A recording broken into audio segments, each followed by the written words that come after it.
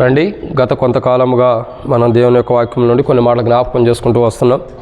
బైబిల్లో కొందరు వ్యక్తులు వారి జీవితాల్లో వారు చేసిన ప్రార్థనా జీవితాల గురించి కొన్ని మాటలు జ్ఞాపకం చేసుకుంటూ వస్తున్నాం. అయితే అందరి గురించి మనం ధ్యానించట్లేదు, కానీ కొందరు విషయాలే మనం జ్ఞాపకం చేసుకుంటూ వస్తున్నాం. ఆ కొందరిలో ఇప్పటికే మనం కొన్ని రోజుల నుంచి మనం ధ్యానించుకుంటూ వస్తున్నాం. గత వారం కూడా మనం ధ్యానించినటువంటి సంఘ ప్రార్థన చూస్తున్నట్లయితే ఏలియా యొక్క ప్రార్థన మనం చూస్తున్నాం. ఎందుకు ఏలియా ప్రార్థన చేస్తున్నాడంటే అనేక కోణాలు చూస్తూ వచ్చాము. బయలు ప్రవక్తల పైన విజయం కొరకు ప్రార్థన ఏలియా యొక్క జీవితంలో చూస్తున్నాం. అంతకుముందు కూడా ఎవరి జీవితాన్ని చూస్తూ వచ్చాం? ఏలియా యొక్క జీవితంలోనే తన యొక్క జీవితంలో విధవరాలు యొక్క కుమారుణ్ణి బ్రతికించడం కొరకు. సో ఏలియా యొక్క జీవితం అంతా కూడా మనకు ఒక మాదిరికరమైన ప్రార్థన జీవితాన్ని కనపరుచుకుంటూ వస్తుంది. సో ఇక్కడ రాయబడినటువంటి ఒక మాట ఏంటంటే, ఏలియా యొక్క జీవితంలో మరి అంతకుముందు మొట్టమొదటిగా ఏలియా యొక్క ప్రార్థన మనం చూసిన దాంట్లో ఒక విధవరాలు యొక్క కుమారుని కొరకు ప్రార్థన చేస్తూ వచ్చాడు. రెండవదిగా చూసినట్లయితే మరి రెండవ మాట చూసినట్లయితే బయలు ప్రవక్తలపైన విజయం కొరకు ప్రార్థన చేస్తూ వచ్చాడు. మూడవదిగా ఈరోజు మనం చూస్తున్నాము ఏలియా యొక్క జీవిత చరిత్రలో మూడో మాట ఏంటంటే, రండి, మొదటి రాజుల గ్రంథము 19వ అధ్యాయం. మొదటి రాజుల గ్రంథము 19వ అధ్యాయము 4వ వచనాన్ని ఒకసారి అందరం కలిసి చదువుకుందాం. మొదటి రాజుల గ్రంథం 19వ అధ్యాయం 4వ వచనం. మొదటి రాజుల గ్రంథము 19వ అధ్యాయము 4వ వచనం. తాను ఒక దిన ప్రయాణము అరణ్యంలోనికి పోయి ఒక బద్రీ వృక్షము క్రింద కూర్చుండి మరణాపేక్ష గలవాడై, యెహోవా, నా పితరుల కంటే నేను ఎక్కువ వాడను కాను, ఇంత మటుకు చాలును, నా ప్రాణం తీసుకొనుమని ప్రార్థన చేశాను. కాబట్టి ఏలియా యొక్క జీవితంలో మనం చూస్తున్నటువంటి అంశం ఏంటంటే, ఏలియా ప్రార్థన చేస్తున్నాడు. ఎందుకొరకంటే తన మరణము కొరకు. దేని కొరకు ఏలియా ప్రార్థన చేస్తున్నాడు? తన మరణము కొరకు. నిజంగా చూడండి, ఎవరైనా తన మరణం కొరకు ప్రార్థన చేసుకుంటారా? ఎవరైనా మరణం కోసం చేస్తారా? ఇంకా మరణంలో ఉండేవాడు బతకాలని ప్రార్థన చేస్తాం. కానీ ఏలియా యొక్క అనుభవాన్ని చూసినట్టయితే, ఏలియా యొక్క జీవిత చరిత్ర చూస్తే తనకేం కావాలని కోరుకుంటున్నాడు? మరణం కావాలని కోరుకుంటున్నాడు. నిజంగా ఏలియా యొక్క అనుభవాల్లో ఏలియా యొక్క జీవితాన్ని మనం చూసినట్టయితే, ఏలియా యొక్క ప్రార్థన జీవితాన్ని మనం చూసినట్టయితే మరణము కొరకు ప్రార్థన చేసుకుంటున్నాడు. ఏమని? అయ్యా, నాకు మరణం కావాలి, మరణం ఇమ్ము. నిజంగా చాలామంది ఈ విషయాన్ని అర్థం చేసుకోవాల్సిన విషయం ఏంటంటే, ఎందరు ఉన్నా సరే భూమి మీద అందరూ బ్రతకటానికి జీవం కావాలంటారు, బ్రతకడానికి ఆయుష్ కావాలంటారు. ఇంకా ఇస్కియా కూడా ప్రార్థన చేస్తాడు, అయ్యా నాకు ఆయుష్ అన్న కోణంలో ఇస్కియా మొరపెట్టగా దేవుడు తన మొరని విని 15 సంవత్సరాల ఆయుష్ని ఇస్తున్నాడు. అంటే భూమి మీద జీవించే ప్రతి మానవుడికి ఉండే కోరిక ఏంటంటే ఆయుష్, నేను ఎక్కువ సంవత్సరాలు బ్రతకాలి. కానీ ఏలియా సిచ్యువేషన్ అలా కాదు. ఏమంటాడు? నన్ను త్వరగా తీసుకో ప్రభు అంటున్నాడు. అంటే ఏమంటున్నాడో చూడండి. ఆయన అంటున్నాడు కదా 4వ వచనంలోనే, యెహోవా, నా పితరుల కంటే నేను ఎక్కువ వాడను కాను, ఇంత మటుకు చాలు. అంటే నా పితరుల కంటే ఎక్కువ జీవితం నాకు అవసరం లేదు, ఇంత మటుకే చాలేక ఇక నుండి నా ప్రాణం తీసుకోమంటున్నాడు. అందుకే ఏలియా తన ప్రాణాన్ని కూడా ఓ రకంగా చెప్పాలంటే దేవుని దగ్గరికి వెళ్తాను, తన ప్రాణం కూడా తీసేసుకో ప్రభని దేవుని దగ్గరికి వచ్చి మొరపెడుతున్నాడు. కాబట్టి ఏలియా తన యొక్క జీవితాన్ని చూసినట్లయితే అగ్ని రథాలతో కొనిపోబడ్డాడు. ఎలాగూ? అగ్ని రథాలతో. వాస్తవానికి ఇక్కడ ఏలియా యొక్క విధానం చూసినట్లయితే, ఏలియా యొక్క విధానం మనం చూడగా అగ్ని రథాలతో కొనిపోబడిన అనుభవం కనపడుతుంది. ఏలియా ఎలీషా ఇద్దరు కలిసి వెళ్తున్న సందర్భంలో మరి ఆకాశం నుండి అగ్ని రథములు వచ్చి వాళ్ళిద్దరిని వేరుపరచగా ఏలియాని కొనిపోయినటువంటి అనుభవాన్ని మనం చూస్తూ వస్తున్నాం. అయితే ఏలియా యొక్క జీవితాన్ని మనం జాగ్రత్తగా అర్థం చేసుకున్నట్లయితే 19వ అధ్యాయంలో మనకు రాయబడుతున్న ఒక మాట ఏంటంటే, ఆ మొదటి రాజుల గ్రంథం 19వ అధ్యాయం 4వ వచనంలో ఏలియా అంటాడు కదా, ఇంత మటుకు చాలు, నా ప్రాణం తీసుకోమని ప్రార్థన చేస్తున్నాడు. అంటే నాకు మరణాన్ని ఇవ్వు, ఇవన్నీ నేను చూడలేను, వీటన్నిటి నేను తట్టుకోలేను. ఏలియా యొక్క జీవితంలో మరణాన్ని ఏలియా ఎందుకు కోరుకుంటున్నాడంటే ఒక స్త్రీని బట్టి. ఎవరిని బట్టి? ఒక స్త్రీని బట్టి. మనం అర్థం చేసుకోవాల్సిన కోణం ఏంటంటే, మొదటి రాజుల గ్రంథం 19వ అధ్యాయం 1వ వచనంలో ఒక మాట రాయబడుతుంది, ఏలియా చేసినదంతయు అతడు ఖడ్గం చేత ప్రవక్తలందరినీ చంపించిన సంగతిను ఆహాబు యెజెబెలునకు తెలియజెప్పగా, యెజెబెలు ఒక దూత చేత ఏలియాకి వర్తమానం పంపాను, రేపు ఈ వేళకు నేను నీ ప్రాణమును వారిలో ఒకని ప్రాణం వల్ల చేయనలా దేవుడు నాకు గొప్ప అపాయము కలుగజేయను గాక. ఆ డోరేసి నాకు. కాబట్టి దేవుని యొక్క వాక్యాన్ని చూసినట్లయితే ఒక మాట రాయబడుతూ వచ్చింది. ఏమని? నిజంగా ఏలియాతో మాట్లాడుతూ వస్తుంది. యెజెబెలు ఏలియా గురించి ఒక వర్తమానం పంపిస్తూ వస్తుంది. ఏమని? ఇదిగో నువ్వు గుర్తుపెట్టుకయ్యా, నువ్వు ఎవరినైతే బయలు ప్రవక్తను చంపిస్తూ వచ్చావో వాళ్ళు ఎలాగైతే చనిపోయి ఉండారో ఇంటికి భర్తలు చెప్పుకుంటున్నాడు. ఎవరు చెబుతున్నారు? భర్తలు. ఎవరా భర్త? ఆహాబు. ఆహాబెల్లి ఏం చేశాడు? యెజెబెలుకు తెలియక, మొదటి వచ్చిన చూడండి 19వ అధ్యాయం, ఏలియా చేసిన దంతయాత్రుడు ఖడ్గం చేత ప్రవక్తలందరినీ చంపించిన సంగతియును ఆహాబు యెజెబెలుకు తెలపగా. ఎవరో తెలుపుతున్నాడు? యెజెబెలుకి. చూడండి, ఆహాబేమో జరుగుతున్న సిచ్యువేషన్ మొత్తాన్ని చూస్తున్నాడు, జరిగింది తెలుసుకుంటున్నాడు, ఏం జరిగిందో తెలుసుకుంటున్నాడు ఆహాబు. కానీ ఆహాబు ఏం చేస్తున్నాడు? వెళ్ళి ఇంటికి వెళ్ళి భార్యతో చెప్పుకుంటున్నాడు, అమ్మ ఇది ఎట్ట జరిగింది, ఆ ప్రవక్త వచ్చాడు, అట చేశాడు అని చెప్పి చెప్పుకుంటున్నాడు. ఇంటికాడ ఉంటే ఆమె ఏం చేస్తుంది? ఆహాబు అంటే కొద్దిగా రైటు. ఆహాబు చూడండి, మనం అనేక పర్యాయం చూసాం. ఆహాబు కన్నా క్షమాపణ ఉంది, కానీ యెజెబెలు యొక్క జీవితం ఎలా ఉంది? క్షమాపణ లేని అనుభవాన్ని యెజెబెలు జీవిస్తూ వస్తుంది. ఎందుకని? ఆహాబును ఒక రకంగా చెడగొట్టింది ఎవరంటే యెజెబెలే. ఎవరు? యెజెబెలే ఆహాబుని చెడగొట్టేసింది. అసలు ఆహాబు ఎలా ఉండాలి?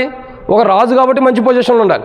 అటువంటి రాజు అయినప్పటికి కూడా చెప్పుడు మాటలు విని, స్త్రీ యొక్క మాటలు విని, తనకు వచ్చేటటువంటి వైభోగం, తన రాజకీయాన్ని అంతటా పోగొట్టుకున్న అనుభవాన్ని చూస్తున్నాం. తర్వాత తన పిల్లలకు మరణం, తర్వాత తన భార్యకు వచ్చే మరణం, వీటన్నిటికి కారణం ఎవరంటే ఆహాబు యొక్క జీవితంలోకి వచ్చినటువంటి జీవిత భాగస్వామి అయినటువంటి యెజెబెలు. ఆహాబు ఏం చేస్తున్నాడు? సరే చంపించాడు అనుకో ప్రవక్తల్ని, ఈయన ఏం చేయాలా? ఈయన కదలకుండా ఆడ కూర్చోవాలి, అది మౌనంగా ఉండాలా. ఈయన ఏం చేశాడు? ఇంటికాడ ఉండామో చెప్పుకుంటూ వచ్చాడు. ఇంటికాడ ఉండామో మామూలుదా? ఏం చేస్తుంది ఇప్పుడు? ఇంటికాడ ఉండామో మంచామో ఏదో పోనీడయ్యా, దేవుని దృష్టిలో మనం తప్పు చేసాం, అందుకే దేవుడు మనకు తీర్పు తీర్చాడు అని అనుకునేమా? అటువంటి మనస్తత్వం కలిగినాము కాదు. మరి ఇప్పుడు ఎలా ఉందామే? అటువంటి మనస్తత్వం కలిగింది కాదు. కాబట్టి ఏమంటుందో తెలుసా? ఏలియాకు వర్తమానం పంపుతుంది. ఏలియా బయలు ప్రవక్తలను చంపిస్తే ఆ విషయం ఆహాబేలు భార్య చెప్పుకున్నప్పుడు, అసలు భార్యకు చెప్పకూడదు, కానీ భార్య చెప్పాడు. చెప్పుకున్నప్పుడు ఏం జరుగుతుంది?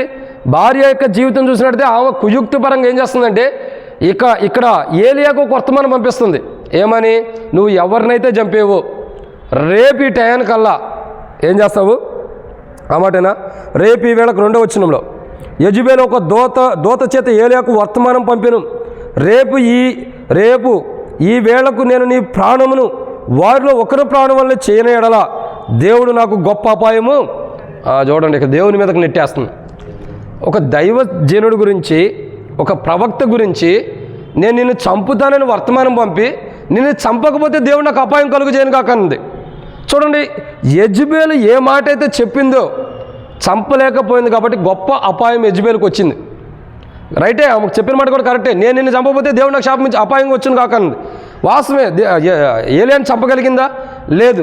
మరి ఏమైంది? చివరికి తనకే అపాయం వచ్చింది. నేను అంటా కదా, ఒక దైవజనుని మీద కావాలని కుయుక్తిపరంగా చేయడానికి ప్రయత్నించింది. ఎంతోమందిని చంపాడు, ఇతను బతకూడదని చంపడానికి ప్రయత్నించింది. ఎంతోమందికి ఇలా చేసినప్పుడు మరి ఈ వ్యక్తిని చంపాలని ఆలోచన చేసింది. చివరికి ఏమైంది? యెజెబెలు నష్టం తెచ్చుకుంటాను. అయితే ఇక్కడ రాయబడినటువంటి ఒక సన్నివేశం ఏంటంటే, అసలు యెజెబెలుకి నష్టం రావడానికి కారణం మొదట ఆహాబే. ఈయన చూసినట్టు ఇక్కడ వదిలేక వాళ్ళు ఇంటికి పోయి ఎందుకు చెప్పుకోవాలా? ఇంటికి పోయి ముచ్చట్లో చెప్పుకున్నాడు. ఆ ముచ్చట్లో ఇదేమైంది?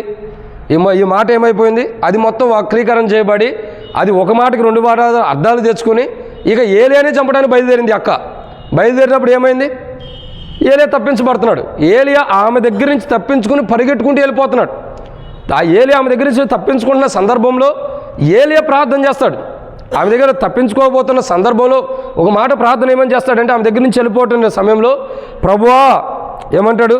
అనేక పర్యాయంలో ఏలియా యొక్క జీవితంలో ఎన్నో జరుగుతూ వస్తాయి. కానీ ఏలియా అంటాడు కదా, మొదటి రాజుల గ్రంథం 19:4 వచ్చిన ఏలియా అంటున్నాడు, తాను ఒక దిన ప్రయాణం అరణ్యంలోనికి పోయి ఒక బద్రీ వృక్షము కింద కూర్చుండి మరణాపేక్ష గలవాడై, యెహోవా నా పితరుల కంటే నేను ఎక్కువవాడను కాను, నా పితరుల కంటే నేను ఎక్కువవాడను కాను.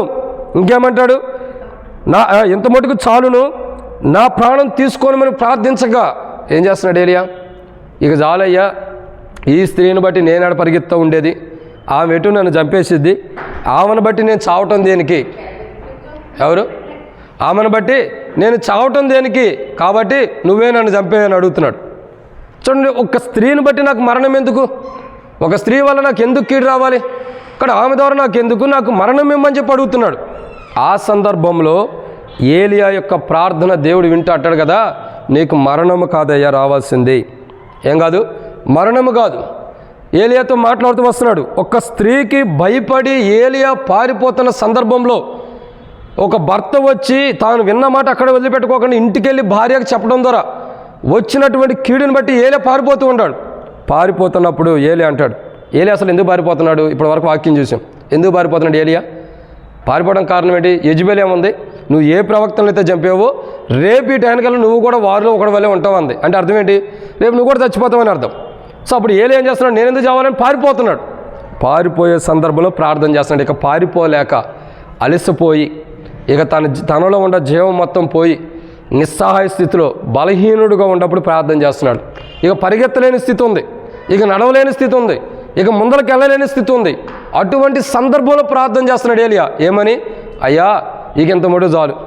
నేను ఒక స్త్రీకి భయపడి ఎంత దూరం అని పరిగెత్తను? ఎంత దూరం అని నేను పరిగెట్టాలి? ఎంత దూరం పరిగెట్టినా నా ప్రాణం తీసేది అనుకున్నప్పుడు ఆమె ఎందుకు తీయటం? ఇది నువ్వే నా ప్రాణం తీసుకో, నాకు నా ప్రాణం వద్దు, నా ప్రాణం తీసుకోమని ప్రార్థన చేస్తున్నాడు. అంటే చూడండి ఏలియా యొక్క ప్రార్థన. ఎందుకంటే ఒక స్త్రీకి భయపడ్డాడా లేదా సెకండ్ పాయింట్, కానీ తన ప్రాణం మీద తనకి విసుగు వచ్చేసింది. ఏమొచ్చింది? విసుగు. తన ప్రాణం మీద తనకి ఇసుకొచ్చి అంటున్నాడు కదా, ఇక వద్దు, నా ప్రాణం నువ్వు తీసేసుకో. ఇవన్నీ ఎక్కడ భరించాలి? ఆహాబు ద్వారా వచ్చాయి కానీ, యెజెబెలు ద్వారా వచ్చాయి కానీ, ఇవన్నీ నేను ఎందుకు భరించాలి? నేను ఎవరిని? ఒక యాజకుడిని. నేను ఎవరిని? ఒక ప్రవక్తని. యాజకుడిగా ప్రవక్తని. నేను ఒక ప్రవక్తనై ఉన్నప్పుడు నాకు ఇవన్నీ అవసరమా? నాకు ఇవన్నీ అవసరమా? ఒక ఆహాబు ద్వారా మాట్లాడటం, ఒక యెజెబెలు ద్వారా మాట్లాడటం, ఇవన్నీ నాకు అవసరమా? నాకు వద్దు, నా ప్రాణం నువ్వు తీసుకొని అడుగుతున్నాడు. అప్పుడు ప్రభు అంటున్నాడు కదా, ఏలియా నువ్వు లే. ఏమవుతుంది? దేవుని దూత వచ్చింది. మొట్టమొదటి దూత వచ్చింది, ఏలియాను ముట్టింది. ఏలియాను ముట్టగా నువ్వు లేచి భోజనం చేయమని చెప్పాను. అతడు చూసినంతలో అతని తలగడి దగ్గర 6వ వచనంలో నిప్పుల మీద కాల్చబడిన అప్పము నీళ్ల బుడ్డియు కనబడెను గనుక అతడు భోజనం చేసి తిరిగి పరుండెను. అయితే యెహోవా దూత రెండో మారు వచ్చి అతన్ని ముట్టి, ఏమన్నా రెండోసారి ఏమవుతుంది? ముట్టి. ఒకసారి బలహీనుడు అయిపోయాడు, భోజనం లేదు, శరీర బలహీనం అయిపోయింది, ప్రాణమే పోయే స్థితికి వచ్చేసింది. ఇక దేవునితో మొరపెట్టుకుంటున్న నా ప్రాణం తీసుకో. నిజంగా బైబిల్లో తన ప్రాణం పోవాలని కోరుకున్న వారు ఎవరంటే ఏలియా ఒక వ్యక్తి ఉన్నాడు. వారిలో ఒక వ్యక్తి ప్రభువైన యేసుక్రీస్తు ప్రభువారు. ఆయన ఎప్పటికీ మొదటి ప్రాధాన్యతలో ఉంటాడు. తర్వాత ఎవరంటే ఏలియా. ఎవరు? ఏలియా. ఏలియా యొక్క జీవితాన్ని చూసినట్టయితే నా ప్రాణం తీసుకో. ఏలియా కంటే ముంగట ఇంకొక వ్యక్తి ఉన్నాడు ప్రాణం తీసుకోమని. దేవునికి అప్పగించేసాడు, నా ప్రాణం నువ్వే తీసుకొని. ఎవరో వ్యక్తి తెలుసా? ఏలియా కంటే ముంగట ఇంకొక వ్యక్తి ఉన్నాడు. వాళ్ళిద్దరే యేసుక్రీస్తు ప్రభువారు కొండ మీద ఉన్నప్పుడు ఆ పరలోక దర్శనంలో కనబడుతూ వస్తుంది పేతురు యోహానుకి. ఎవరా ఇద్దరు? ఒకళ్ళు ఏలియా, ఇంకో వ్యక్తి మోషే. మోషే కూడా ఎట్ట చనిపోయాడు, ఎట్టయ్యాడు దేవునికి ఎరుక. కొండెక్కాడు, చనిపోయిన అనుభవం ఉంటుంది. కాబట్టి ప్రియులారా, ఎందుకు ఈ మాట అంటున్నామంటే మరణము. ఏలియా యొక్క జీవితంలో ఏలియా ఏం చేస్తున్నాడు? తన మరణం కోసం ప్రార్థన చేస్తున్నాడు. ఏం చేస్తున్నాడు? మరణం కోసం, నాకు మరణం రావాలి. అయితే దేవుడు అంటాడు కదా, నీకు మరణం కాదు అని తన మరణం వచ్చేటటువంటి తన దేహానికి బలాన్ని ఇచ్చాడు, ఆరోగ్యాన్ని ఇచ్చాడు, సమృద్ధి అయిన ఆహారం పుష్టికరంగా పెట్టాడు. నేను అంట కదా, ఒక్కసారి ఏలియా తిన్న భోజనము ఎన్ని రోజులు జరిపోయింది తెలుసా? ఒక్కసారి తిన్నాడు. ఒక్క రోజు కూడా కాదు, ఒక్కసారి తిన్న భోజనము ఎన్ని రోజులు జరిపోయింది తెలుసా? ఎన్ని రోజులు తెలుసా? రండి చూద్దాం. ఎన్ని రోజులు అంటే అతడు యొక్క జీవితంలో చూసినట్లయితే ఏలియా దరిదాపు 40 దినములు. ఎన్ని దినములు? 40. చూడండి 8వ వచనం కానించి. అతడు లేచి భోజనం చేసి భోజనపు బలము చేత 40 రాత్రింబగళ్ళు. దేవుడు భోజనం పెడితే ఎన్ని రోజులు ఆరోగ్యంగా ఉంటాడు చెప్పండి? అర్థం చేసుకోండి. ఎన్ని రోజులు? 40 రాత్రిలు 40 పగల్లో. ఏలియా భోజనం చేసినట్టుందా? ఏమయ్యాడు? ఒక్కసారి భోంచేశాడు. భోంచేసిన తర్వాత ఎన్ని రోజులు జీవించాడు? ప్రభు అక్కడ ఏముంది? అప్పం ఒకటి, నీటి బొగ్గ ఒకటి ఉంది, నీళ్ళకి సంబంధించింది ఒకటి ఉంది, బుడ్డి. ఆ రెండే కదా తన దగ్గర ఉంది. అప్పం తిన్నాడు, నీళ్లు తాగాడు. ఇప్పుడు ఏమై ఉన్నాడు? 40 దినాలు ప్రయాణం చేశాడు. ఎన్ని దినాలు? 40 రాత్రులను 40 పగళ్ళను ప్రయాణం చేసి చారాసిన పట్టణానికి చేరిపోయాడు. చూడండి, నిజంగా దేవుడు ఎంత గొప్ప కార్యం అంటే, ఒక మనిషిలో 40 దినాలు తాను పెట్టిన భోజనానికి సంబంధించిన జీవాన్ని ఉంచాడంటే, ఇక్కడ కనపడుతున్న నీటి బొగ్గ ఎవరంటే ప్రభువైన యేసుక్రీస్తు ప్రభువారు. ఆ రొట్టె ఎవరంటే ప్రభువైన యేసుక్రీస్తు ప్రభువారే. ఎవరు? ప్రభువైన యేసుక్రీస్తు ప్రభువారే. ఆ కాల్చబడిన రొట్టె ప్రభువైన యేసుక్రీస్తు ప్రభువారే. ఆ నీటి సంబంధించినటువంటి పాత్ర కూడా ప్రభువైన యేసుక్రీస్తు ప్రభువారే. ప్రభువైన యేసుక్రీస్తు ప్రభువారిని ధరించుకోవడం ద్వారా 40 దినములు దప్పికొనుకోకుండా వెళ్ళిన అనుభవం కనపడుతుంది తన జీవితాల్లో. అయితే ప్రియులారా, ఇక్కడ ఏలియా యొక్క జీవితాన్ని మనం చూసే మాట ఏంటంటే మరణాన్ని తెచ్చుకుంటున్నాడు. ఎందుకు తెచ్చుకోవటం అంటే కావాలని కాదు, కావాలని దేవుని దగ్గర అడుగుతున్నాడు, నాకు మరణం ఇమ్ము. అసలు ఏలియాకి మరణం కోసం చూస్తున్నాడు, కానీ మరణము పొందుకోకుండా దేవుని కొరకు ఏలియా చేయాల్సిన కార్యాలు కొన్ని ఉన్నాయి. ఏలియానేమో మరణం కావాలంటున్నాడు. ఎందుకు మరణం కావాలంటున్నాడు? యెజబెలు కారణం ఎవరు? ఆహాబు ఏం చేశాడు? 19వ అధ్యాయం మొదటి వచనం మనం ఇంతకుముందే చూసాం, 2వ వచనం కూడా మొదటి రాజుల గ్రంథం. ఏమని చేశాడు? ఆహాబు ఏలియా ఏదైతే బయలు ప్రవక్తను చంపించాడో అది చూశాడు, లేదా తెలుసుకున్న విధానాన్ని బట్టి ఏం చేశాడు?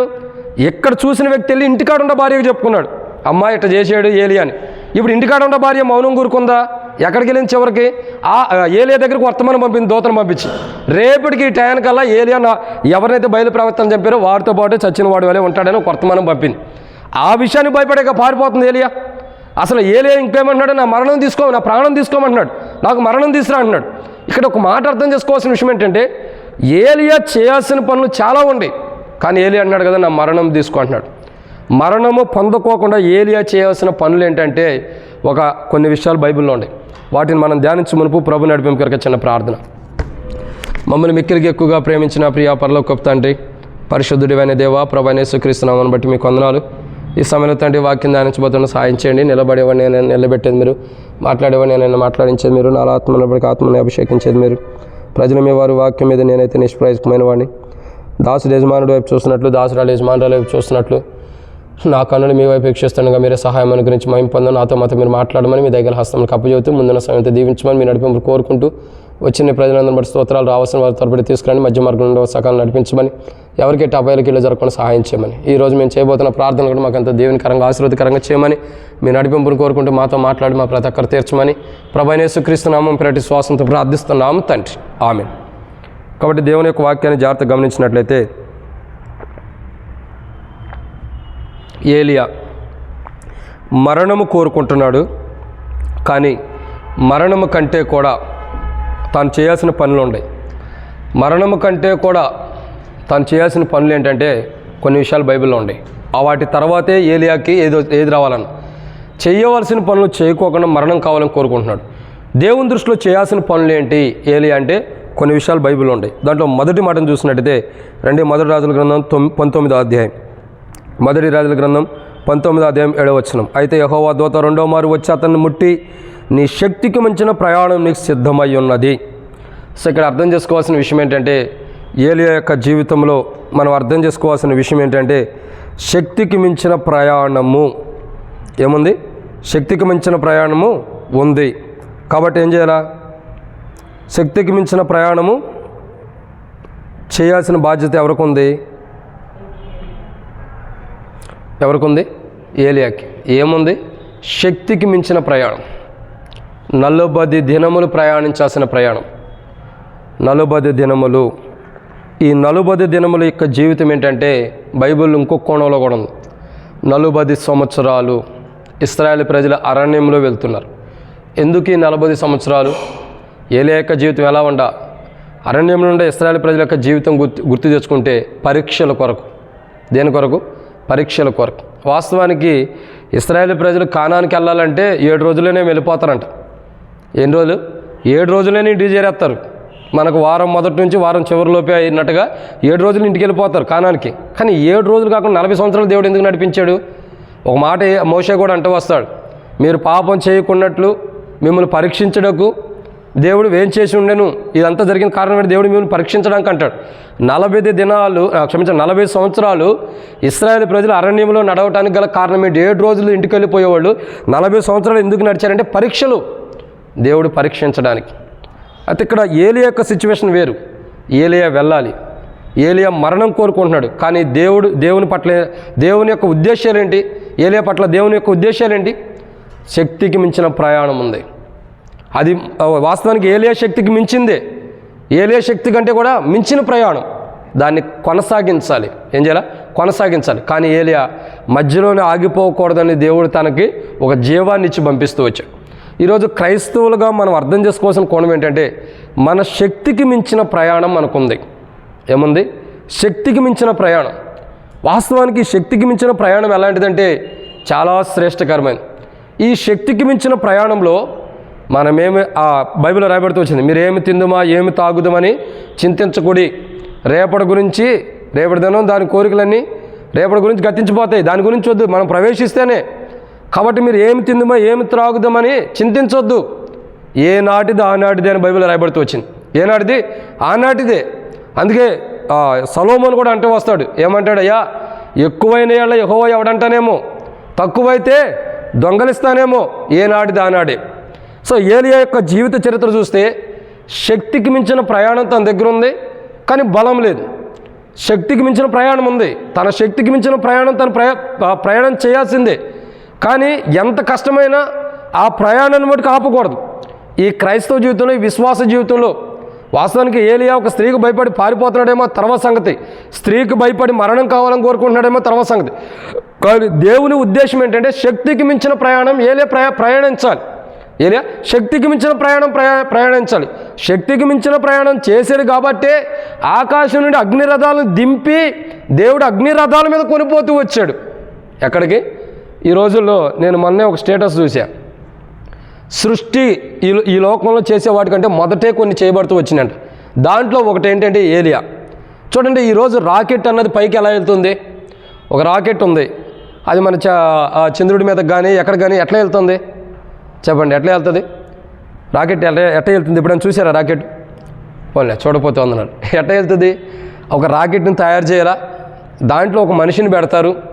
ఒకప్పుడు మనుషులు కూడా వెళ్ళొచ్చిన అనుభవం ఉంది. చంద్రగ్రహం మీదకి వెళ్ళొచ్చిన అనుభవం ఉంటుంది. ఎట్లా పెడతారు? మనుషులు లోపల పెట్టి కింద ఏం చేస్తారు చెప్పండి? ఏం చేస్తారు? మంట పెడతారు. మంట పెడితే ఏమైంది? దాని ఫోర్స్కి, ఆ మంట వేడిమికి స్పీడ్గా రాకెట్ ఏమైంది? పైకి వెళ్ళిపోయింది. ఆ రాకెట్ పైకి వెళ్ళాలంటే ఏం కావాలా? మంట కావాలి. ఈ రోజుల్లో మానవులు రాకెట్ గురించి కనుక్కున్నారు. ఆ రోజుల్లోనే దేవుడు చూపించాడు రాకెట్ యొక్క చరిత్ర. అగ్ని రథాలు ఆకాశం నుండి వచ్చి ఏమవుతూ వచ్చినాయి? ఏలియాని ఇలా కొనిపోతూ వచ్చినాయి ఆకాశానికి. కొనిపోయిన తర్వాత ఇక రాకెట్ అని ఒక చోటకి వెళ్ళింది. ఈయనైతే అసలు ఎక్కడికి వెళ్ళాడో కూడా తెలియదు. జనమందరూ ఆలోచన ఎక్కడ ఉంది? దేవుని దగ్గరికి వెళ్ళాడు. అదే కరెక్టు. అర్థమైంది? ప్రజలకు తెలియదు పూర్తిగా. చూడండి, ఎందుకు చెబుతున్నంటే నిజంగా శక్తికి మించిన ప్రయాణం మనకు ఉన్నప్పుడు ఈ లోకంలో ఉన్న బంధత్వం నుండి దేవుడు మనల్ని వేరు చేసి తన దగ్గరికి దేవుడే తీసుకెళ్తాడు. ఈ లోకంలో ఉన్నవి ఏవి కూడా మనకి పరిపూర్ణమైనవి కావు. ఈ లోకంలో ఉన్న వాటిని అన్నిటినీ దూరం చేస్తాడు, తన దగ్గరికి తనకు కావాల్సిన ప్రదేశానికి తీసుకెళ్తాడు. దేవుని రాజ్యంలోకి కుటుంబీకులుగా, బంధుమిత్రులుగా, స్నేహితులుగా పెళ్ళికి వెళ్ళినట్టు వెళ్ళలేం. ఎందుకని? ఎవరికి వాళ్ళే. ఏలియా ఎలా వెళ్తున్నాడు? ఏలియాతో పాటు ఎవరుంటారు? ఎలీషా ఉన్నాడు. ఎలీషా కూడా కొనుపోబడ్డా? లేదు. ఎలీషా ఏం చేయబడ్డాడు? వేరుపరచబడ్డాడు. ఏలియా కొనుపోబడుతూ వచ్చాడు రథాల మీద. ఒక క్రైస్తవుల యొక్క జీవితంలో గుర్తుపెట్టుకోవాల్సింది ఏంటంటే శక్తికి మించిన ప్రయాణం, మన శక్తికి మించిన ప్రార్థన జీవితం, మన యొక్క శరీర బలహీనతలకు మించిన క్రైస్తవ జీవితాన్ని మనం జీవించినప్పుడు, ప్రభు కొరకే జీవితం కలిగి ఉన్నప్పుడు, ప్రభు కొరకే ప్రార్థన జీవితం కలిగి ఉన్నప్పుడు, మన శక్తికి మించిన క్రైస్తవ ప్రయాణం మనం చేస్తే దేవుని దగ్గరకు మనం కొనిపోబడతాం. మరణము కంటే కూడా మనం చేయాల్సిన పని ఏంటి? శక్తికి మించిన ప్రయాణం. ఒక్కోసారి క్రైస్తవ జీవితంలో నడవలేకనుకుంటాం, బ్రతికే కంటే చావు వస్తే మంచిది అనుకుంటాం. కానీ చావు వస్తే మంచిదని ఏలియాలాగా అంటున్నాం, కానీ రాదు కదా. మరి ఏం కావాలా? మనకు ఎందుకు చావు రావట్లేదు అంటే ఏలియాలా కోరుకున్న ఎందుకు రాదంటే శక్తికి మించిన ప్రయాణం మనం చేయాలి. ఈరోజు మన క్రైస్తవ జీవితంలో, విశ్వాస జీవితంలో మనకు దేవుడు అనుమతిస్తున్న దాన్ని బట్టి మనలో ఉన్న శక్తికి మించిన క్రైస్తవ జీవితాన్ని, ప్రార్థన, విశ్వాస, సువార్త జీవితం జీవించాలి. దాని కొరకు మన మరణాన్ని దేవుడు ఆపేస్తున్నాడు. దేని కొరకు? శక్తికి మించిన ప్రయాణం. అది ఏ విషయంలో మనకు శక్తి మించిన ప్రయాణం ప్రభు సన్నిధిలో చేయాలో అది ప్రభుని అడిగి తెలుసుకోవాలి, మనం కానీ మన కుటుంబం కానీ. ఇది మొదటిది. రెండో విషయం ఏంటంటే మొదటి రాజుల గ్రంథం 19వ అధ్యాయం. మొదటి రాజుల గ్రంథము 19వ అధ్యాయం మనం చూస్తున్నటువంటి విధానం చూస్తున్నట్టయితే 8వ వచనం, అతడు లేచి భోజనము చేసి ఆ భోజనపు బలము చేత 40 రాత్రింబవళ్ళు ప్రయాణం చేసి దేవుని పర్వతమని పేరు పెట్టబడిన హోరేబునకు వచ్చాను 8వ వచనంలో, మొదటి రాజుల గ్రంథం 19:8 వచనం. ఎక్కడికి వచ్చాడు? హోరేబ్. చూడండి, ఇక్కడ అర్థం చేసుకోవాల్సిన విషయం ఏంటంటే దేవుని పర్వతం అని పేరు పెట్టబడిన హోరేబునకు అది. కాబట్టి ఇక్కడ శక్తికి మించిన ప్రయాణం ఒకటైతే, రెండోది ఏంటంటే తాను వెళ్ళవలసిన గమ్యం వేరు. అర్థమవుతుందండి? గమ్యం చేరాల్సిన గమ్యం వేరు. ఎక్కడికి వెళ్ళాలా? హోరేబు దగ్గరికి వెళ్ళాలి. కానీ ఇక్కడ ఏలియా ఏమంటున్నాడు? మధ్యలోనే ఉండి ఏమంటున్నాడు? నా ప్రాణం తీసేసుకోమంటున్నాడు. అంటే చేరాల్సిన గమ్యం చేరకముందే ఏమంటున్నాడు? నా ప్రాణం తీసేసుకో. అసలు వాస్తవం ఏంటి? ఏలియా వెళ్ళాల్సిన గమ్యం వేరు, ఏలియా నడవాల్సిన గమ్యం వేరు, ఏలియా చేరుకోవాల్సిన ప్రాంతం వేరు. ఎక్కడ చేరుకోవాలా? హోరేబు దగ్గరికి ఏలియా వెళ్ళాలా. కానీ ఏలియా ఏమంటున్నాడు? హోరేబు దగ్గరికి వెళ్ళక మునిపే, 40 రాత్రులు 40 పగలు ప్రయాణం చేయక మునిపే ఏమన్నాడు ఏలియా? ఇంత మడుగు చాలు, నా ప్రాణం తీసుకో. ఎందుకు? నేను ఒక స్త్రీకి భయపడిపోతున్నా. ఒక ఆహాబు తన భార్యకి ఇంటికి వెళ్ళి చెప్పుకున్న సన్నివేశాన్ని బట్టి ఆమె ఒక దూతను ఏర్పాటు చేసి నన్ను చంపడానికి లేదు, నన్ను చంపుతాను అని చెప్పి ఒక దూత ద్వారా సమాచారం పంపింది. కాబట్టి నా మరణం ఉండకూడదని భయపడి వెళ్ళిపోతున్నాడు. భయపడి మధ్య దూరం వెళ్ళేమంటున్నాడు, నా ప్రాణం తీసుకోమంటున్నాడు. కానీ ఏదైతే దేవుడు మాట్లాడతాడు కదా, నీ ప్రాణం తీసుకోవడం కుదరదు. ఎందుకంటే శక్తికి మించిన ప్రయాణం నువ్వు ప్రయాణం చేయాలి. రెండోదిగా చూసినట్టయితే నువ్వు చేరాల్సిన పర్వతం ఒకటి ఉంది, నువ్వు చేరుకోవాల్సిన ప్రాంతం ఒకటి ఉంది, నువ్వు చేరుకోవాల్సిన గమ్యం ఒకటి ఉంది. ఆ ప్రాంతానికి నువ్వు వెళ్ళే అంతవరకు కూడా నీ ప్రాణం పోదు, నీ ప్రాణము పోదు. హిజ్కియాతో కూడా అదే చెప్పాడు. 15 సంవత్సరాలు నీకు ఆయుష్ ఇస్తున్నా అన్నాడు. 15 సంవత్సరాల లోపు దాకా అతడు చావటం అన్నది లేదు. అతడు ఎప్పుడు చనిపోతాడు? ఏ బలహీనత వచ్చినా, ఏ అనారోగ్యం వచ్చినా హిజ్కియా భయపడాల్సినంత అవసరం లేదు. ఈరోజు మనకు జ్వరం వచ్చిందంటే, ప్రాబ్లం వచ్చిందో, హార్ట్ స్ట్రోక్, బలహీనత, కిడ్నీలో ఏదైనా ప్రాబ్లం వచ్చిందంటే భయం ఎక్కువైంది, ఎప్పుడు చచ్చిపోతామని. కానీ హిజ్కియాకి ఏం ప్రాబ్లం లేదు. 15 సంవత్సరాలు ఏవైనా సజీవుడిగా ఉంటాడు. ఎందుకు? దేవుడు ఆయుష్ ఇచ్చాడు కాబట్టి.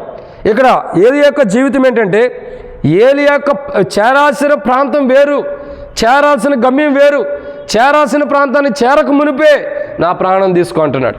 ఇదే సన్నివేశం ఇంకో కోణంలో ధ్యానిస్తే చాలామంది క్రైస్తవులు కూడా, అన్యులు కూడా, విగ్రహారాధికులైనా, దేవుని నమ్మిన వాళ్ళైనా నమ్మని వాళ్ళైనా చాలామంది క్రైస్తవులు కానీ క్రైస్తవులు కానివారు కానీ వారు చేరాల్సిన గమ్యానికి చేరలేక, పరిస్థితులను తట్టుకోలేక, సమస్యలను తట్టుకోలేక, బాధలను ఇబ్బందులను తట్టుకోలేక ఆత్మహత్య చేసుకునే వాళ్ళు చాలామంది ఉన్నారు. మరణం కావాలని తెచ్చుకునేవాళ్ళు చాలామంది ఉన్నారు. మరణం కావాలని తెచ్చుకునేవాళ్ళు చాలామంది ఉన్నారు. ప్రియులారా, ఎందుకు ఈ మాట అంటున్నామంటే మనం చేరాల్సిన గమ్యం వేరు. 2011 సంవత్సరం 12వ సంవత్సరం నా జీవితంలో కూడా నేను ఎట్లాగే దేవుని దగ్గర చేరాల్సినటువంటి వాడిని. 2012 సంవత్సరంలోనే కొన్ని పరిస్థితులు నాకు ఎదురైనప్పుడు ప్రభా వద్దు ప్రభా, నాకు ఇప్పుడే మరణం తీసుకురని ప్రార్థన చేసుకుంటూ వచ్చి, మరణం వస్తుంది దగ్గరికి వస్తున్నప్పుడు వద్దు ప్రభా, నేను చనిపోతాను, ఇంకా నాకు వద్దు, నాకు మరణమే చాలు అనుకున్నా. 2012 సాయంకాల సమయంలో, రాత్రి 8-9 సాయంకాలము రాత్రి ఆ సందర్భంలో నేను ఇంటికాడ కూర్చున్నప్పుడు, ఇక్కడే ఆర్టీసీ క్రాస్ రోడ్ హైదరాబాద్లో జాబ్ చేస్తూ ఉండేవాడినప్పుడు. ఈ రోజుల్లో డ్యూటీలు అంటే ఇదిగా ఉంది, కానీ ఆ రోజుల్లో 2 గంటలే నా డ్యూటీ. చాలా హ్యాపీగా ఉండేది. అటువంటి సందర్భంలో ఆ డ్యూటీ కూడా చేయడానికి ఇష్టం లేదు, చనిపోదాం అనిపించింది. ఎందుకంటే ప్రభు దగ్గరికి వచ్చా, ప్రభు నేను చనిపోవాలనుకుంటున్నాను, నన్ను చంపేసుకో, నేను ప్రాణం పోవాలని ఇష్టంగా ఉంది, ప్రాణం తీసేసుకోమని ప్రార్థించినప్పుడు నిజంగా నాకు ఈరోజు అర్థమవుతుంది, ఆ రోజు నేను ఎందుకు చనిపోలేదు ఈరోజు నాకు అర్థమవుతుంది. అంటే ఎవరైనా బాధ పెట్టాలో దుఃఖ పెట్టాలో కాదు, ఎందుకు ఆ రోజు చనిపోలేదంటే నా శక్తికి మించిన ప్రయాణం దేవుడు నాకు వరకు ఉంచాడు. ఇంకా అందుకే అనేక ప్రాంతాల్లో వాక్యం చేయడానికి వెళ్తే చూస్తానికి ఏం బొడ్డోళ్ళలాగా ఉండవు, వాక్యం అట్లా ఉంది అంటారు. ఎందుకు? శక్తికి మించిన ప్రయాణం ఉంది. రెండోదిగా ఏమని రాయబడుతూ వచ్చింది? రెండోదిగా చేరాల్సిన పర్వతం ఒకటి ఉంది. మన జీవితాల్లో ఆత్మహత్యలు చేసుకుంటే గమ్యం చేరుతున్నామని కాదు, ఏదన్నా చనిపోవాలని కావాలని బాధను తట్టుకోలేక ఆత్మహత్య చేసుకుంటే గమ్యం చేరుతామని కాదు. అట్లాగే ఎదురు చూస్తున్నాడు ఏలియా. కానీ దేవుడు మాట్లాడుతున్నాడు, అది కాదు ఏలియా, శక్తికి మించిన ప్రయాణం ఉంది. రెండోదికి నువ్వు చేయాల్సింది ఏంటో తెలుసా? నువ్వు చేరాల్సిన ప్రాంతం ఒకటి ఉంది. చేరాల్సిన గమ్యాన్ని చేరకోకుండా, వెళ్ళాల్సిన గమ్యానికి వెళ్ళలేకుండా, నేను సిద్ధపరిచిన స్థలానికి నువ్వు రాలేకుండా మధ్యలోనే నా ప్రాణం తీసుకోమంటే నేను ఎలా తీసుకుంటాను?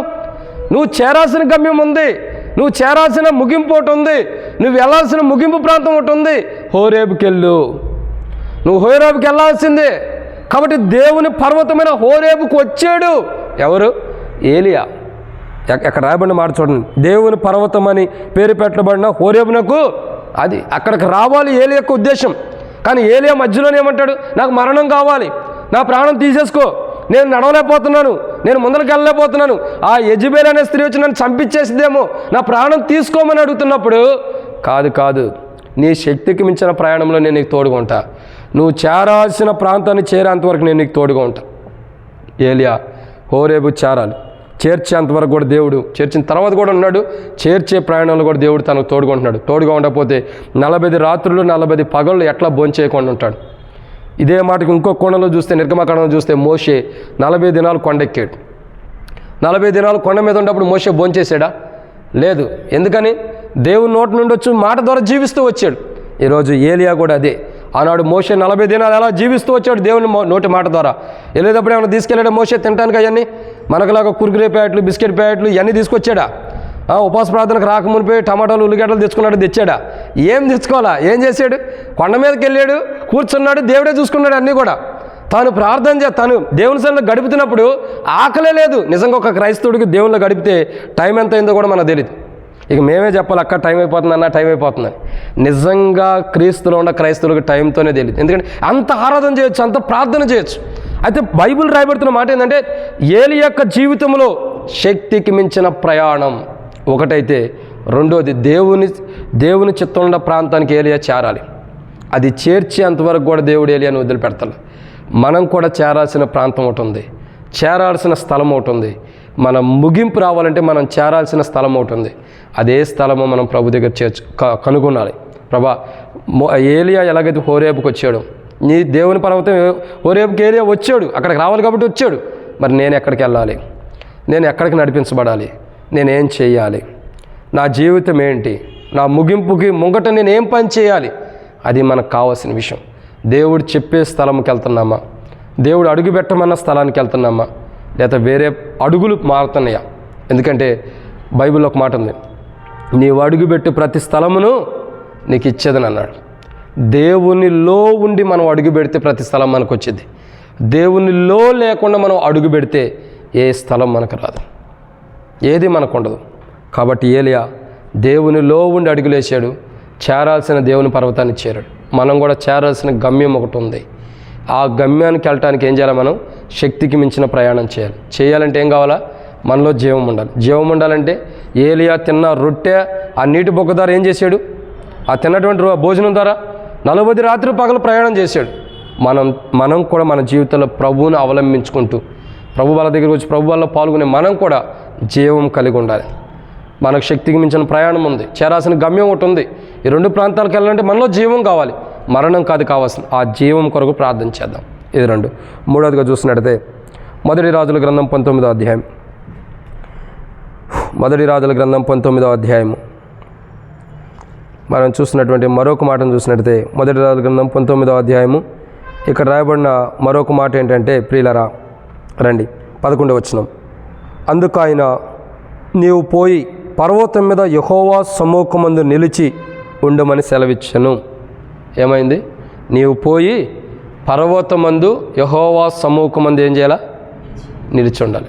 అది శక్తికి మించిన ప్రయాణం. ఎందుకు పర్వతం మీదకి ఎందుకు వెళ్తున్నాడంటే, ఎందుకు వెళ్తున్నాడు? దేవుని సన్నిధిలో నిలిచి ఉండటానికి. ఎందుకు వెళ్తున్నాడు? దేవుని సన్నిధిలో. ఈరోజు చాలామంది క్రైస్తవులకి ఏలియా కనీసం 40 దినాలు ప్రయాణం చేసి పర్వతం ఎక్కాడు.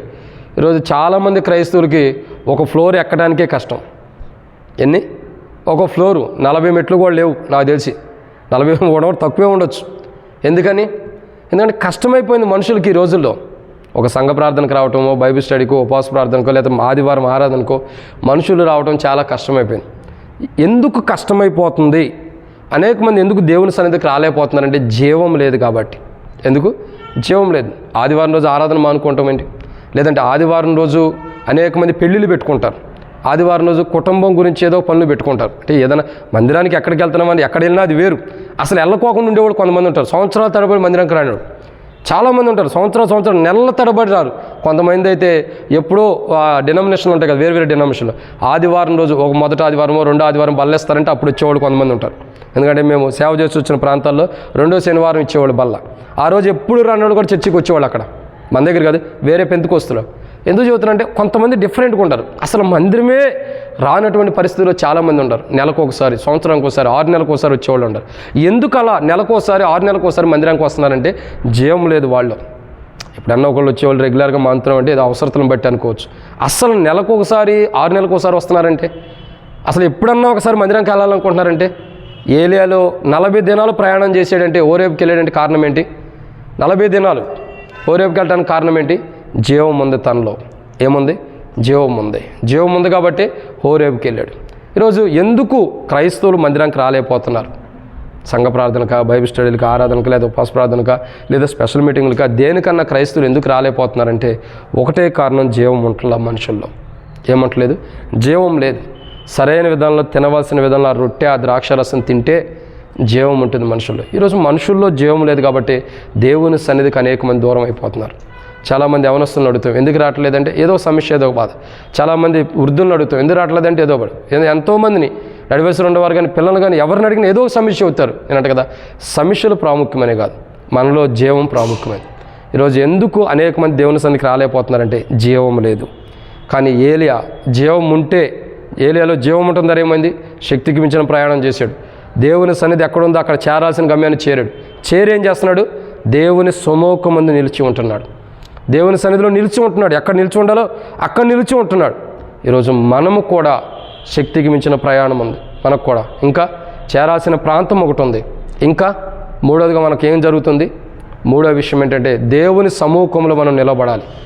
ఆ దేవుని సముఖమే ఒక దినమున జడ్జిమెంట్ ప్రాంతం. ఎక్కడది? జడ్జిమెంట్, దేవుని తీర్పు. ఓ రోజు దేవుని తీర్పు ఎదుటి మనం నిలబడబోతున్నాం. దేవుని సముఖమందు ఎందుకు నిలబడాలా? శక్తికి మించిన ప్రయాణం చేసామే లేదా? దేవుని సన్నిధి చేరామా లేదా? ఎట్లా దేవుని సన్నిధికి వెళ్ళాం? ఎట్లా శక్తి మించిన ప్రయాణం మనం చేసామన్నది దేవుని దగ్గర లెక్క చెప్పడానికి దేవుని సముఖమందు మనం నిలబడాలి. ఆ సముఖమందు ఆయన ముఖ దర్శనం, ఆయన ముఖం ఎదుట మనం నిలబడినప్పుడు మనల్ని మనం చూసుకోవడం కంటే మనం ఆయనలో కనబడతాం. ఏమైంది? ఆయన దగ్గర సమస్తం కనపడతాయి. ఆయనలో మనం ఎలా ఉండం, ఏం చేస్తున్నాం. కాబట్టి ఇక్కడ అర్థం చేసుకోవాల్సిన మూడో కోణం ఏంటంటే దేవుని సముఖమందు నిలవటం కొరకే సిద్ధంగా ఉండాలి. ప్రభా, ఏలియా బయలుదేరాడు, శక్తికి మించిన ప్రయాణం, నువ్వు సహాయం చేసావు, చేరాల్సిన పర్వతాన్ని చేర్చావు, తాను నీ సముఖమందు నిలవబడుతున్నాడు. నన్ను కూడా ప్రభాలా నిలబెట్టు. ఇక్కడ యెజబెలును బట్టి ఏలియా భయపడి పారిపోతున్నాడు. నేను సాతాన్ని బట్టి భయపడి పారిపోతున్నానేమో, సాతానికి భయపడి అనేక విషయాలను బట్టి నేను భయపడి దూరంగా వెళ్ళిపోతున్నానేమో. నాకు అట్లొద్దు. శక్తికి మించిన ప్రయాణం నాకు ఉండా సరే, ఏ సాతాను నాకేం చేయదు, నువ్వు నాకు తోడుగా ఉండు. నేను చేరాల్సిన ప్రాంతానికి నువ్వు తోడుగా నడిపించు.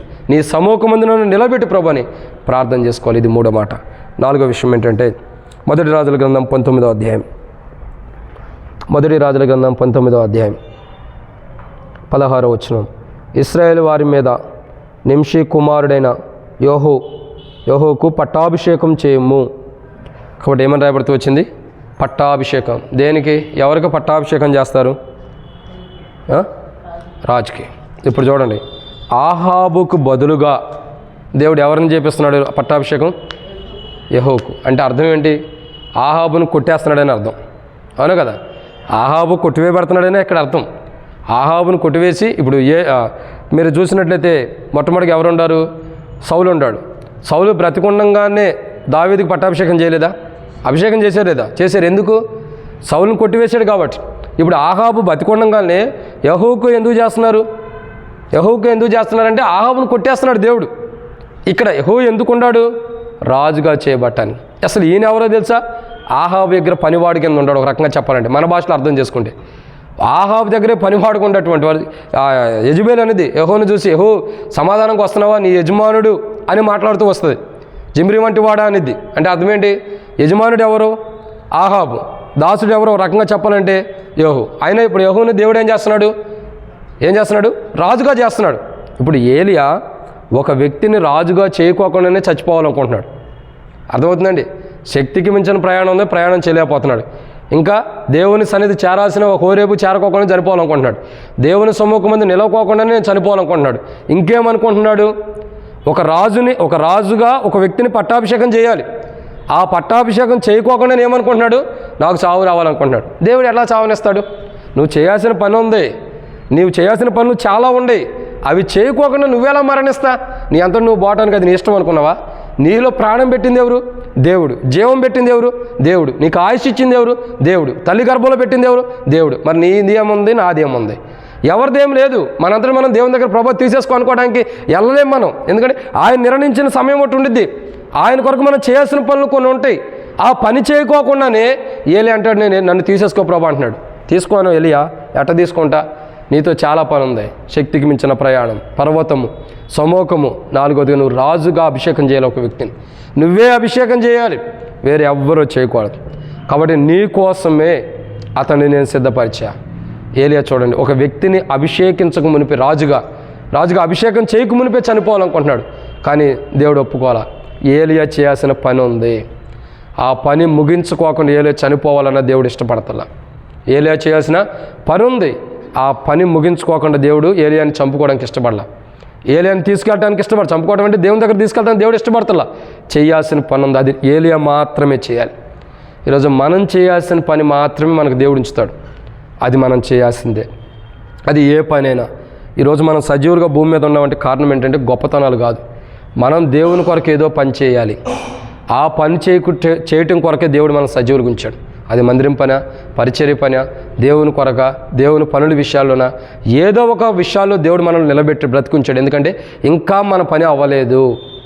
ఇంకా మనం చేయాల్సిన పని ముగింపు అవ్వాలా. ఎప్పుడైతే మనం చేయాల్సిన పని ముగింపు వచ్చిందో ఆ రోజే ప్రభు వస్తాడు, మనం తీసుకెళ్ళిపోతాడు. ప్రభు వస్తాడంటే ఎందుకంటున్నానంటే, లేదా మన ప్రాణాన్ని ప్రభు పిలుచుకుంటాడు, వెళ్ళిపోతాడు. కీర్తన గ్రంథంలో అంటాడు కదా, 91 అధ్యాయంలో నరులారా తిరిగి రండి అంటున్నాడు. ఎందుకంటాడు 90 అధ్యాయంలో నరులారా తిరిగి రమ్మని ఎందుకు అంటున్నాడు? ఎందుకంటే సమయం అయిపోయింది, మీ టైము నేను మీకు ఇచ్చిన సందర్భం అయిపోయింది కాబట్టి తిరిగి రమ్మంటున్నాడు. అదే టైం అయిపోతే 90వ అధ్యాయం, ప్రభా తరతరము నీకు మాకు నివాస స్థలం నీవే, పర్వతంలో పుట్టక మునుపు భూమి లోకమును పుట్టింపు యుగయుగములు నీవే దేవుడువు, నీవు మనుషులను మంటికి మార్చువాడు, నరులారా తిరిగి రండి అని నీవు సెలవిచ్చుచున్నావు. కాబట్టి దేవుడు సెలవిచ్చున్నాడు ఏమైనా తిరిగి రమ్మని. ఎప్పుడు? ఆయన పంపిన పని సంపూర్తి అయినప్పుడు. తిరిగి రమ్మంటున్నాడు. సో మనకి అర్థం చేసుకోవాల్సిన విషయం ఏంటంటే, ఈరోజు మన పట్ల దేవుని పని ఏదో ఉంది, అది దేవుణ్ణి అడగాలి. ఏదో మన రక్షణ మారుమోసి పొందడానికి కాదు దేవుడు మనం ఏర్పరచుకుంది. వీటితో పాటు ఇంకొంది, దేవుని పని ఏదో ఉంది. దాని కొరకు మనం ప్రార్థన చేయాలి. ప్రభా సంఘంలో నేనేమైనా పని చేయాలా? సంఘానికి వెలుపట నీ కొరకు నేను పని చేయాల్సింది ఏమైనా ఉందా? లేదా బయట నేను ఏమైనా పని చేయాల్సింది ఉందా? ఆ పని ఏంటో నాకు తెలియపరచు. ఈరోజు మనకు ఆయుష్ ఇచ్చాడంటే ఏదో మనం సంతోషించి కుటుంబంగా ఉండి పిల్లలుగా ఉండి సంతోషించడానికి కాదు. ఎందుకు ఆయుష్ ఇచ్చాడు? దేవుని పని ఏదో మన పట్ల ఉంది, మనం చేయాల్సిన పని ఏదో ఉంది. ఆ పని చేయటం కొరకు మనకు ఆయుష్ని ఇచ్చాడు దేవుడు. ఆ పని చేయకోకుండా మనం వెళ్ళిపోవాలన్నా కుదరదు. ఇంకా ఆయన మన ప్రాణం తొందర తీసుకోవాలన్నా తీసుకోడు. ఆయన పని ఒకటి ఉంది మన పట్ల, అది మనం ప్రార్థన చేయాలి. ప్రభా నేనేం పని చేయాలి నీ కోసం? సంఘంలో అయినా, సంఘం వెలుపుటైనా, సంఘం బయట అయినా నేనేం పని చేయాలి సంఘంలో? లేదా నేను బయట ఏమైనా ప్రయాసపడాల్సిన పనులు ఏమైనా ఉన్నాయా నీ కొరకు? దేవా ఆ పని ఏంటి? ఏలియా నీ కోసం పని చేయాలి, కానీ మరణం కావాలని కోరుకున్నాడు. కానీ తనకు మరణం ఇవ్వాల. నీ పని చేసిన తర్వాత మరణమే లేని వాడిగా కొనిపోతూ వచ్చావు. ఒకప్పుడు మరణం కావాలని కోరుకున్నాడు, కానీ ఇప్పుడు అగ్ని రథాల మీద ఏలియా వెళ్తుంటే ఆశ్చర్యపోయి ఉండొచ్చు జనం మొత్తం. ఎవరు పక్కనున్న వ్యక్తి అనుకో ఆశ్చర్యపోయి ఉండొచ్చు. ఎవరు? ఏలీషా. అయ్యో ఏంటి ఇంత అగ్ని కాలుతుంది, అయినా ఏలే కాలిపోకుండా వెళ్ళిపోతున్నాడు ఏంటి? అగ్ని ఏమో ఎలా ఉండేది, కాలిపోతూ ఉండేది కదా. అగ్ని ఏమో కాలుతుంది, కానీ ఏలే కాలిపోకుండా రథాల మీద వెళ్ళిపోతున్నాడు ఏంటి? ఎంత గొప్ప ధన్యత! ఆశ్చర్యపోయి ఉండొచ్చు అందరూ. మనం దేవుని పని చేస్తే దేవుడు అంతగా మనల్ని హెచ్చిస్తాడు. మనం చేయాల్సిన పనులు ఉండి చేయాల్సిన పని చేయకోకుండా మనం తప్పించుకోవాలనుకున్నా తప్పించుకోలేం అంటాడు ఇర్మియా గ్రంథం 1వ అధ్యాయంలో. తల్లి గర్భంలో నువ్వు రూపింపక మునిపి నేను నెరిగి తిని, జనములకు ప్రవక్తగా నేను నియమించి తిని, నేను పంపువారి అందరి దగ్గరికి నువ్వు వెళ్ళాలని దేవుడు మాట్లాడుతూ వచ్చాడు. ఆయన పని ఒకటి ఉంది. తల్లి గర్భంలో రూపించక మునిపే ఆ పని ఏంటి ఆయన డిసైడ్ చేశాడు. ఆ పని అవ్వక మునుపు మనం ఈ లోకం నుండి వెళ్ళలేం. కాబట్టి ఏలియా ప్రయత్నిస్తున్నాడు ఈ లోకం నుంచి వెళ్ళాలని, కానీ దేవుని పని అవ్వాల. అందుకే దేవుడు ఆయుష్ని ఇచ్చాడు. ఇక 5వ విషయం ఏంటంటే, రండి 1 రాజుల గ్రంథం 19వ అధ్యాయం. 1 రాజుల గ్రంథం 19వ అధ్యాయం 16వ వచనం. ఇశ్రాయేలు వారి మీద నింషి కుమారుడైన యెహోవాకు పట్టాభిషేకం చేయము. నీకు మరుగుగా ప్రవక్త ఉండుటకు అబేమెహోలా వాడైన షాపాతు కుమారుడైన ఎలీషాకు ఏం చేయాలా? అభిషేకము చేయము. ఇక్కడ ఇంకొక వ్యక్తి ఉన్నాడు. ఎవరి వ్యక్తి? అబేల్మెహోలా వాడైన షాపాతు కుమారుడైన ఎలీషా. ఈ ఎలీషాకి ఏం చేయాలా? అభిషేకం చేయాలి. ఎందుకు ఎలీషాకు అభిషేకం చేయాలా? ఎందుకు ఎలీషాకు అభిషేకం చేయమంటున్నాడు? నీకు మరుగుగా ప్రవక్త అయి ఉండటం. ప్రవక్త అంటే అర్థం ఏంటి? అదే ప్రవక్త అంటే నీకు మరుగుగా అని కాదు. ప్రవక్త అంటే అర్థం ఏంటి? ప్రవక్త అంటే అర్థం ఏంటో తెలుసా? ప్రవక్త అంటే దేవుని మాటలు ప్రజలకు తెలియపరిచేవాడని అర్థం. ఒక కోణంలో దేవుడు ఏదైనా చెప్పాలనుకుంటే ఒక వ్యక్తిని ఏర్పరచుకుని ఆ వ్యక్తికి చెబుతాడు, ఇదిగో ప్రజలకు ఇలా చెప్పాలి. మరి హిజ్కియా బాధపడుతున్న సందర్భంలో లేదా అనేక మంది బాధపడుతున్న సందర్భంలో యెషయా గ్రంథంలో మనం చూసినట్లయితే రాజుతో చెబుతాడు, నువ్వు ఆ రాజు భయపడొద్దని. ఎందుకు చెబుతున్నాడు? అతడు వచ్చి రాజ్యం మొత్తం కొల్లగొట్టుకెళ్తాను అంటున్నాడు, కానీ నువ్వు భయపడొద్దు అన్నాడు. ఎవరు చెప్పారు? యెషయాకి ఎవరు చెప్పారు? దేవుడు మాట్లాడుతూ వచ్చాడు. ఒక ప్రవక్త ఎలాంటి వాడంటే జరగబోయే విషయాల్ని దేవుని ద్వారా తెలుసుకునేటటువంటి వ్యక్తి. ఇంకా అర్థం కావాలంటే అంటే దేవుడు చేసే విషయాల్ని, చేయబోయే కార్యాన్ని ఒక మనిషికి చెప్తాడు. ఆ మనిషి పేరే ప్రవక్త. ఎవరు? ప్రవక్త. ఈ కార్యం నేను చేయబోతున్నానని చెప్పే ఎవరికైతే చెబుతాడో ఆ వ్యక్తి ప్రవక్త. అది దర్శనపు వెలుగులో దేవుని ద్వారా పొందుతున్నాడు. ఎదుటి వ్యక్తికి జరగబోయే విషయాన్ని చెప్తున్నాడు. ఇంకొక మాట ఉంది, దేవుని ద్వారా ఒకవేళ దర్శనాలు వచ్చి దేవుని ద్వారా కాదు, ఆ దర్శనం వచ్చినా అది ఎదుటి వ్యక్తికి చెప్పినప్పుడు అది జరగకపోతే అది ప్రవక్త కాదంట. జరిగితేనే ప్రవక్త, జరగకపోతే ప్రవక్త కాదని అర్థం. సో ఇక్కడ అర్థం చేసుకోవాల్సిన విషయం ఏంటి? ఒక ప్రవక్తని ఏలియా నియమించాలి. తనకు మరుగ్గా తాను వెళ్ళిపోతున్నప్పుడు తన పొజిషన్ ఇంకోళ్ళని పెట్టాలి. ఏలియా ఎలాంటి వ్యక్తి అంటే ముందరే నా ప్రాణం తీసుకోమన్నాడు. అది ఎట్లా కుదిరిద్ది? ఏలియా వెళ్ళిపోయేటప్పుడు ఏం చేయాలా? ఇంకొక వ్యక్తిని తన పొజిషన్లో పెట్టాలి. ఇప్పుడు ఎలీషా ఏం చేశాడు? గెహాజీని పెట్టుకున్నాడు. ఎందుకు? తాను వెళ్ళిపోయిన తర్వాత గెహాజీ ఉండాలని. అతడేమో దానాపేక్ష కలిగి దారి తప్పిపోయాడు. సహజం చెబుతున్నా, ఒక ప్రవక్త వెళ్ళేటప్పుడు తనకు మరుగుగా ఇంకో ప్రవక్తను నియమించాలి. ఎందుకు? ప్రజలకు అవసరం కాబట్టి. ఏలియా ఏమనుకున్నాడంటే మరుగుగా అంటే తనకు మారుగా అంటే తనకు బదులుగా ఇంకో వ్యక్తిని పెట్టాల్సిన ఏలియా పెట్టుకోకుండా వెళ్ళిపోవడానికి సిద్ధంగా ఉంటాడు. కానీ దేవుడు అంటున్నాడు, అట్ట కుదరదు. నువ్వు వెళ్ళావంటే నీలాంటి వాడు ఒకడు ఉండాల్సిందే. నీ అంతటి నువ్వు నా దగ్గరికి ఎట్లా వస్తా? నీ ప్రాణం పోవాలంటే నీలాంటి వ్యక్తి ఇంకొక వ్యక్తి ఉండాలి. నీకు బదులుగా ఒక ప్రవక్త అక్కడ ఉండాలి. ఆ ప్రవక్త ఏం చేయాలా? దేవుని కార్యాలు ఇశ్రాయేలు ప్రజలు తెలియపరచాలి. దేవుని ప్రజలకు దేవుని గొప్పతనం తెలియపరచాలి. దేవుడు చేయబోతున్న కీడైనా మేలైనా ప్రజలకు తెలియపరచాలి. దేవుని ఉద్దేశాలు తెలియపరచాలి. ఆ ప్రవక్తను కావాలి. ఆ ప్రవక్త అటువంటి ప్రవక్తను నియమించక మునిపే ఏలియా ఏమనుకుంటున్నాడు? నేను వెళ్ళిపోవాలనుకుంటున్నాడు, మరణం కావాలనుకుంటున్నాడు. కానీ దేవుడు ఇవ్వాల. ఎందుకు ఇవ్వలేదు? ఎందుకంటే దేవుడు చేయబోయే కార్యాన్ని ఎదుటి వ్యక్తికి చెప్పడం కొరకు ఒక మనిషి అవసరం. ఆ మనిషిని నువ్వు నియమించు మొదట అని చెబుతున్నాడు దేవుడు. శక్తికి మించిన ప్రయాణం. ఏలియా తన జీవితంలో ఒక స్త్రీకి భయపడి వెళ్తున్నాడు, మరణం కావాలని కోరుకుంటున్నాడు. కానీ ఏలియా చేయాల్సిన పని ఏంటి? శక్తికి మించిన ప్రయాణం.